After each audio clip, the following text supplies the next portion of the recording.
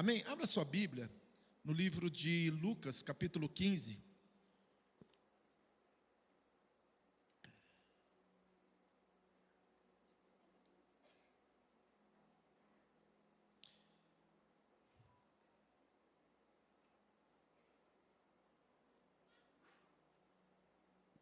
Lucas 15.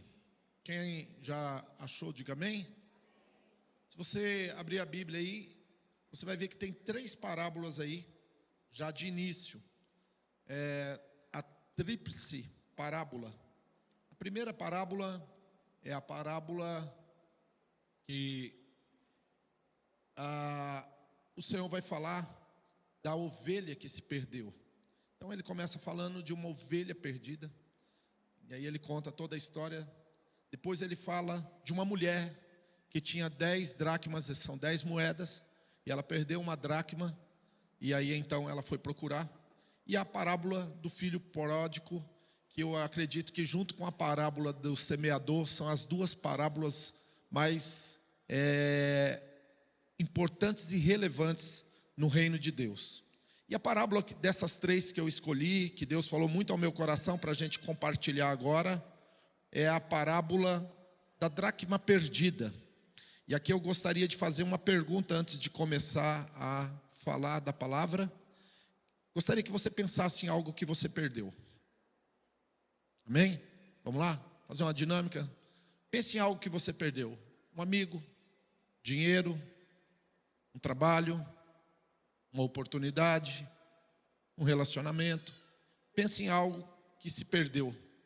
Pode ser de cunho, talvez pode ser a saúde, talvez pode ser alguém que você amava, que você ama, alguma coisa que você perdeu e que você precisa achar.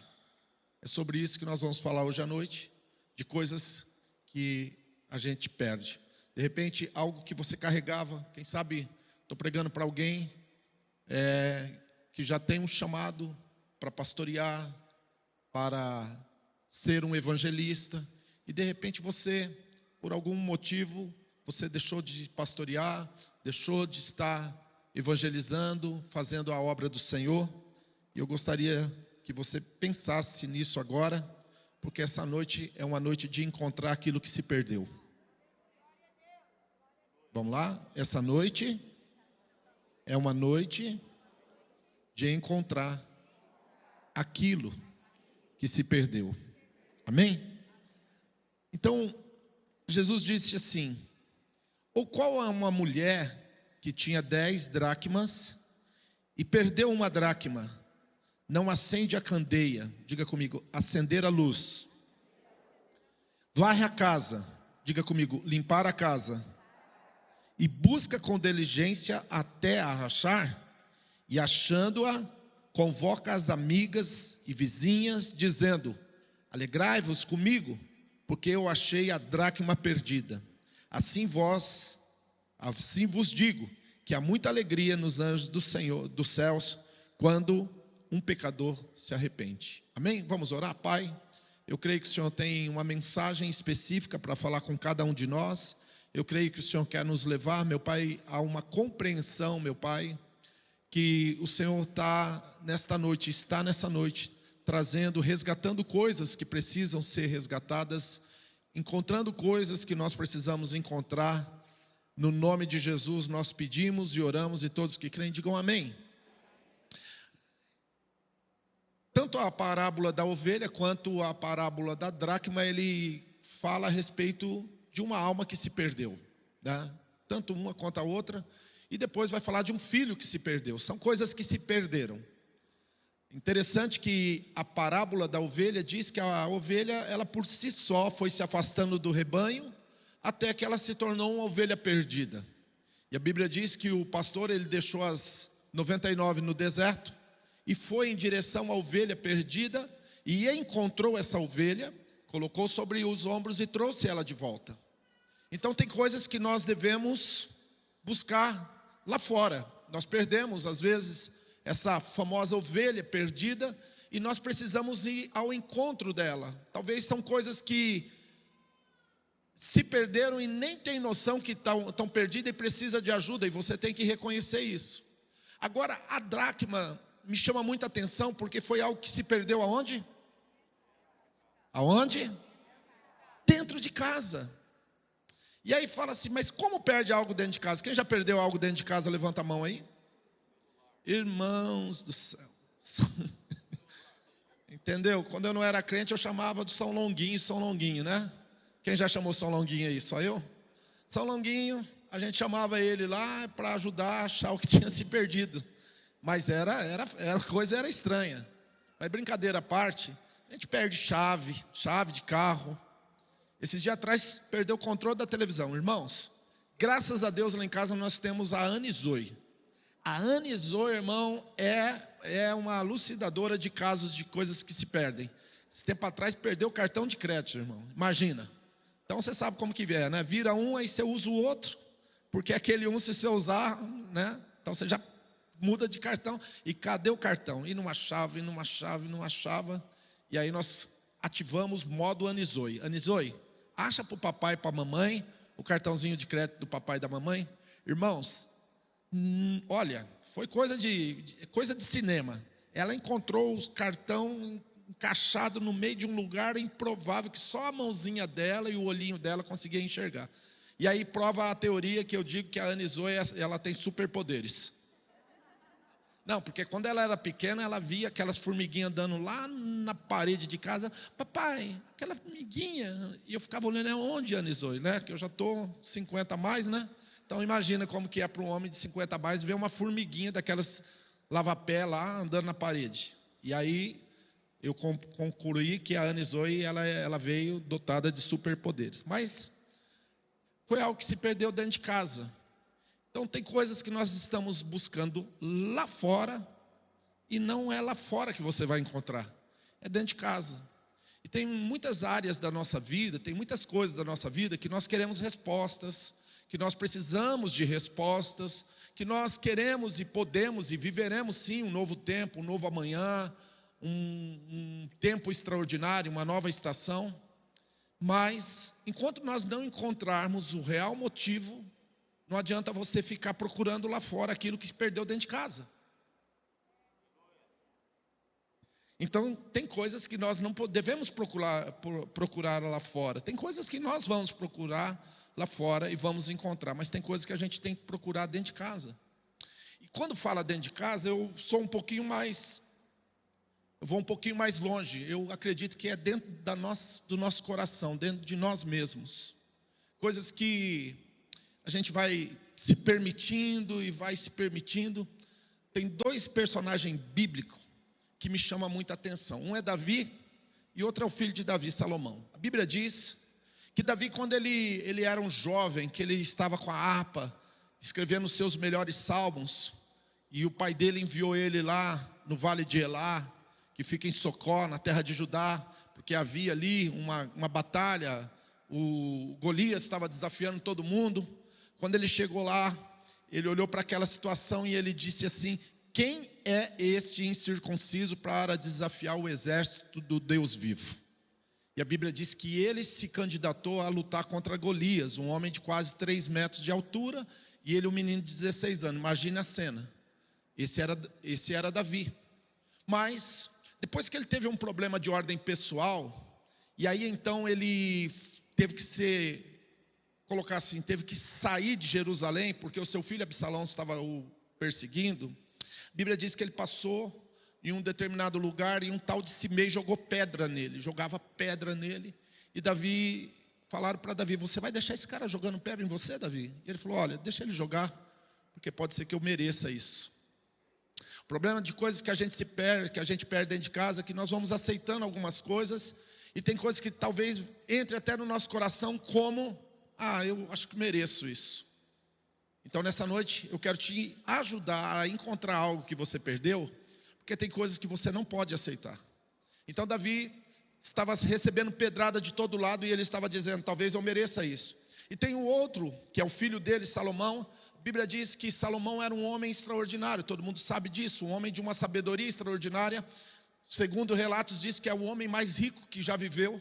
ele era um homem poderoso, riquíssimo, um homem que Deus deu para ele um dom extraordinário, e a Bíblia diz que ele recebeu uma capacitação de fazer grandes empreendimentos, e ele construiu o templo do Senhor. Deus o escolheu para ser rei. Por incrível que pareça, muita gente pensa que Davi deu o trono para Salomão. Não foi assim. Deus escolheu Salomão para ser rei. E Deus escolheu Salomão para construir o grande templo, que foi considerado ou conhecido como o grande templo de Salomão. O templo do Senhor estava ali anexado com o nome dele, o templo de Salomão, que era o templo ao Senhor, do Deus de Javé, Deus de Jacó e tal. Mas no final da sua vida, a Bíblia diz que esmoreceu o coração de Salomão. Na sua velhice, ele já não estava tão firme quanto ele era quando ele era mais novo. E aí então ele começou a sentir as influências das muitas concubinas e mulheres de casamentos políticos que ele fez ao longo da sua vida. E a Bíblia diz que ele construiu templos para Astarote. O interessante é que o templo de Astarote ficava entre a casa dele e o templo do Senhor, bem no meio. Ele já não conseguia mais enxergar o templo do Senhor. Alguns dias atrás, eu estava estudando um pouquinho sobre essa questão, né? O pessoal estava falando a respeito disso, e eu achei muito interessante que ele construiu uma abominação entre a casa dele e a casa do Senhor. Ele usou o dom que Deus deu para ele, para fazer uma coisa horrível. Mas por quê? Porque o coração dele estava ruim, ele não estava bem. O coração dele era um coração esmorecido. E a dracma perdida vai trazer exatamente essa mesma situação para mim e para a sua vida. Porque, preste bem atenção nessa frase que eu vou falar. A totalidade, a força está na totalidade. Repita comigo, a força está na totalidade. Anos atrás, eu fui numa ponta de estoque da Tommy. Cara, pensa numa... tá parecendo menino no parque de diversão. E eu cheguei lá, eu fiquei tão feliz que coisas que aqui custa 600, 700, 800 reais, lá estava muito barato. E eu vi uma botinha azulzinha, eu já até falei sobre isso aqui. Coisa mais linda do mundo. E eu peguei aquela botinha e falei, uau, já me vi com ela, né? Falei, nossa, vou ficar 100% lindo, né? Dos pés à cabeça, né? Porque eu me considero da cabeça aos pés, mas dos pés à cabeça foi a primeira vez. Brincadeira à parte, coloquei na caixinha, embrulhei e vim para o Brasil. Quando cheguei no Brasil, abri a caixinha, era 2 pés esquerdos. Você riu, né? É a mesma coisa que acontece quando a gente perde algo que nós não podemos perder. A gente perde a força, a gente perde a alegria, a gente perde a totalidade. Porque aquilo que é completo, preste bem atenção no que eu vou falar. Aquilo que é completo tem poder. Aquilo que é completo, aquilo que está na totalidade, é aquilo que é a tua força motriz. Então aquela mulher, ela parou para pensar e falou assim, epa, calma lá. Essa uma moeda, ela fez com que eu perdesse a totalidade, que eu perdesse a força. E então ela começou a procurar. E aquilo que nós perdemos dentro de casa, nós devemos buscar e procurar onde? Só os vivos, vamos lá, só 3 falou. Aquilo que perdemos dentro de casa, nós devemos buscar aonde? Dentro de casa. Não adianta eu buscar lá fora uma coisa que está dentro de casa, perdida dentro de casa. E a Bíblia diz que aquela mulher teve 2 decisões, 2 atitudes. Diga comigo, uma decisão e 2 atitudes. Diga comigo, uma decisão, 2 atitudes. A decisão é de procurar, buscar. E a Bíblia diz em Mateus 7,7 muito bem a respeito disso. Que aquele que busca, encontra. Aquele que bate e aquele que pede, está em Mateus 7,7. Então, ela começou a procurar, a buscar dentro de casa. Mas ela tinha que fazer 2 coisas. Número 1, colocar a luz. Ela precisava iluminar a casa. Sabe, ao longo da vida, eu aprendi uma coisa e que eu gostaria de compartilhar com você, que isso é muito importante. Nem tudo é o que parece a princípio. O que quer dizer isso, pastor? Nem tudo é o que parece a princípio. Existem sempre dois lados. A moeda tem dois lados. Tem o teu lado, tem o meu lado. Tem um lado seu, mas tem o meu lado. Então é muito fácil a gente só ver um lado. Inclusive, uma das grandes bobagens que nós fazemos na vida é quando a gente só escuta um lado. A gente não escuta o outro lado. A gente só toma como verdade absoluta um lado e não o outro lado. Então nós precisamos entender que a moeda tem dois lados. Se você contar uma história para mim só do teu lado e não contar do outro lado, tem alguma coisa errada com você. Então aquela mulher, ela teve que colocar luz. Ela teve que iluminar a casa. E a luz incomoda. A luz incomoda. A luz incomoda porque ela mostra de fato as verdades e as realidades. E nós precisamos dela. A palavra no grego, luz, ela é da etimologia da palavra conhecimento. E o profeta disse que o povo está sendo destruído porque lhe faltou conhecimento, faltou luz. Então quanto mais nós ficarmos olhando só um prisma, pior vai ser. Eu tenho aprendido que às vezes demora um tempo para as pessoas começarem a cair a tal da ficha, né? Cair na real. Mas uma hora ela precisa cair, gente. Tem uma hora que nós vamos tirar um pouco da raiva, tirar um pouco das emoções, tirar um pouco e deixar os fatos falarem por si só. E é nessa hora que você cai em si, conforme for você pede perdão ou perdoa. É nessa hora, quando você coloca a luz, que você tem uma compreensão mais ampla, você consegue ressignificar coisas que você deu um sentido errado para elas. Preste bem atenção nisso. Às vezes você dá um sentido errado para algumas coisas que aconteceu. E aí entra o tal do viés e as lentes também, que às vezes distorce. Por exemplo, a maior parte dos problemas que nós temos é uma visão distorcida da pessoa de Deus.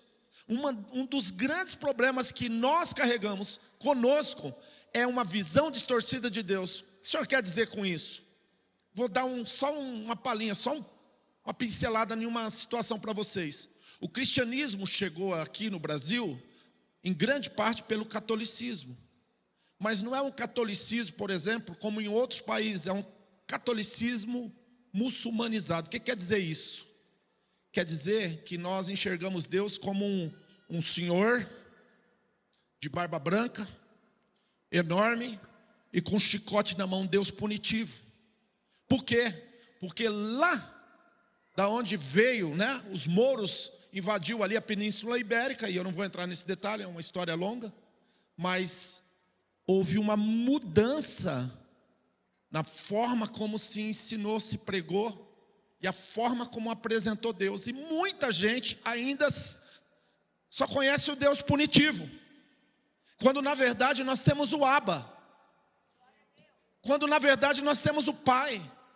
Então enquanto você tiver uma lente errada, uma visão distorcida, você vai continuar se relacionando com Deus a partir de um esforço religioso, tentando agradar. Talvez você venha aqui e aí você tem aquela síndrome dizendo: eu não mereço. Tem muita gente que não se acha merecedora. Na verdade, ninguém merece. Por isso que nós encontramos a graça que veio de Jesus. A graça que veio dele. A graça que nos alcança, a graça que nos ama, a graça que nos perdoa, a graça que nos entende, a graça que nos governa. Então aquela mulher colocou luz, e quando ela colocou luz, obviamente que apareceu a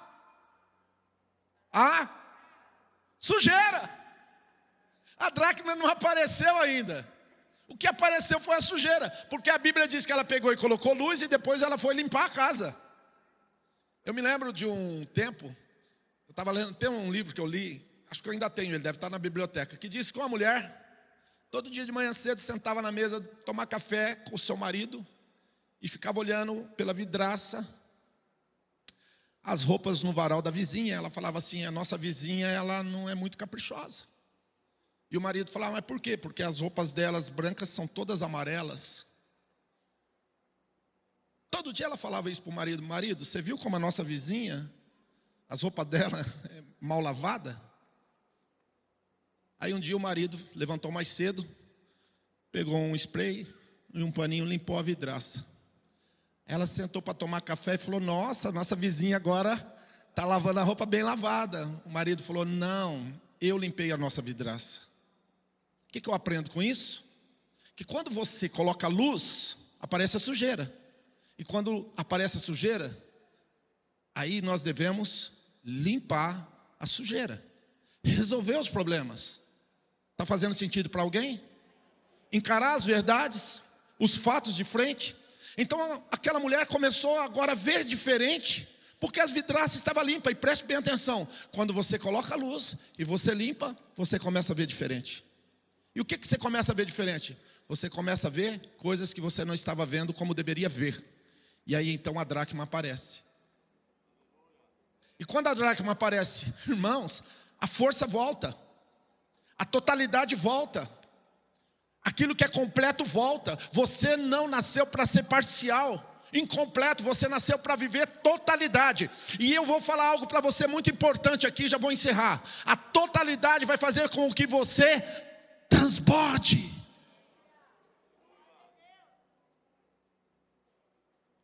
A totalidade vai fazer com que você seja cheio. A totalidade vai fazer com que você tenha força. É o Sansão sem as tranças. É fraco, mas o Sansão com as forças, ele derruba o templo de Dagon. Então às vezes nós estamos procurando coisas lá fora, quando é aqui dentro que não está legal. Precisamos recuperar a nossa força. Essas questões, ela é como a criptonita para o Superman. Lembra da criptonita? O Superman chegava perto da criptonita e ele ficava fraco. Quando nós não temos luz na nossa casa, é como se a criptonita estivesse perto de nós. Quando nós não temos limpeza na nossa casa, é como se a criptonita para o super-homem chegasse perto de nós e nós perdemos a força. Mas quando nós fazemos passo a passo, como Deus nos chamou para fazer, então a totalidade, a força volta, aquilo que é completo volta. E aí você flui.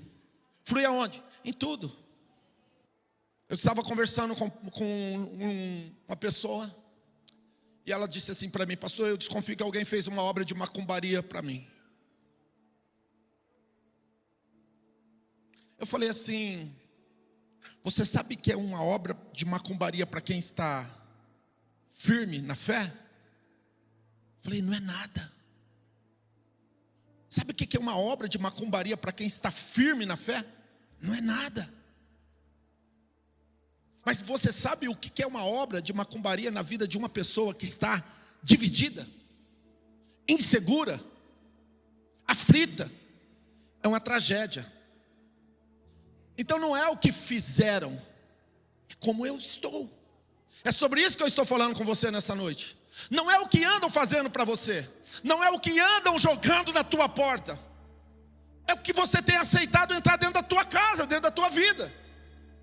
Não é o que estão colocando contra você. Eu me lembro uma vez que eu cheguei na minha empresa para trabalhar. Cara, minha empresa funcionou 6 anos, 24 horas. E eu cheguei de manhã cedo e tinha um sapo com a boca amarrada. Eu peguei ele, coloquei dentro do saquinho, joguei no lixo e fui trabalhar. Minha empresa nunca cresceu tanto e prosperou tanto. Sabe por quê? Porque não é o que fizeram para mim, é como eu estava. Eu não sei, talvez você tenha se sentido perseguido. Talvez você tenha sido uma pessoa que tem se sentido caluniada. Quem sabe você tem sido uma pessoa que tem sentido na tua vida que há um impedimento, parece que a coisa vai, não vai. E aí você fala, parece que tem mais fracasso vindo para o meu lado do que força e vitória. É porque você não vive completo. Você não está vivendo a totalidade. Eu quero te citar 2 ou 3 versículos para você entender quem é o teu Deus. A Bíblia diz assim: arma forjada contra ti não vai prosperar. Não vai prosperar. A palavra de Deus diz: agindo Deus, quem impedirá? É isso que a Bíblia diz. Sabe o que a Bíblia diz? Se Deus é por nós, quem será contra nós? É isso que a Bíblia diz. E se qualquer coisa vier contra, se levante. Se levante como um leão e ruja para os teus inimigos.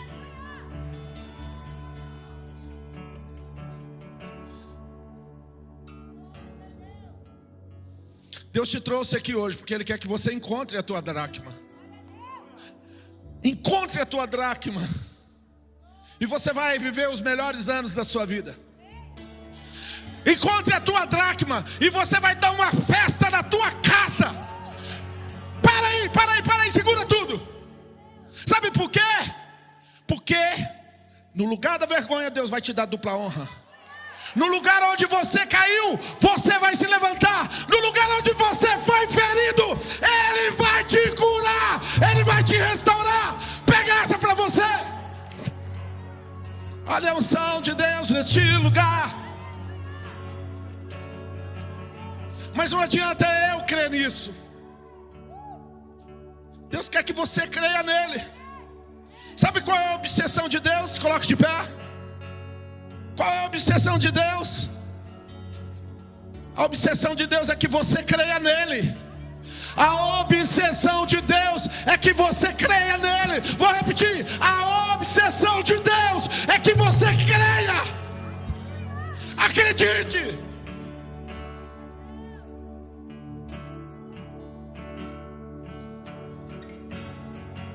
Maior é o que está conosco do que o que está no mundo.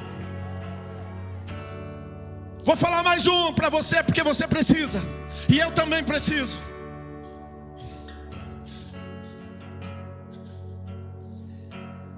Antes que te formasse no ventre da tua mãe, eu te conheci, eu te separei, eu te chamei, eu te ungi, eu te levantei, e as nações eu quero te enviar como um profeta bom.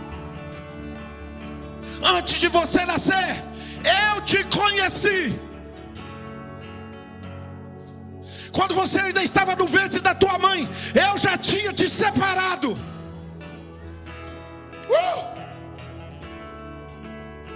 Tu és meu, tu és meu, tu és meu, tu és meu.